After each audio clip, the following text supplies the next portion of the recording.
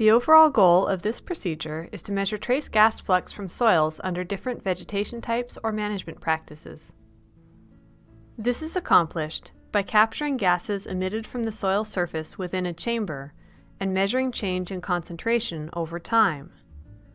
To prepare a site, a cylindrical or rectangular anchor is first placed into the ground to prevent lateral flow of gases. When ready to sample, a lid is sealed on top of the anchor, trapping emissions from the soil system.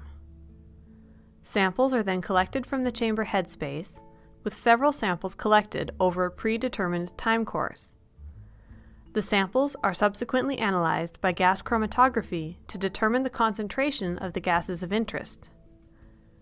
Gas concentration is then plotted against time, and the dataset is subjected to linear or curvilinear regression using a predetermined flux model appropriate to the system in order to determine the rate of flux.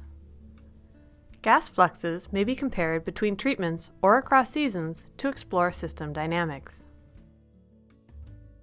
These methods can help answer questions about how emissions of greenhouse gases such as carbon dioxide, nitrous oxide, or methane from the soil are affected by management practices and weather.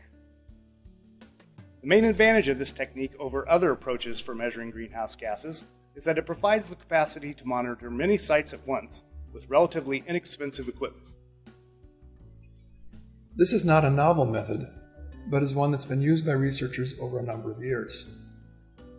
In fact, the sampling protocol that we'll be describing has been documented in publications done by researchers associated with GraceNet, a USDA program, or by the Global Research Alliance, an international group.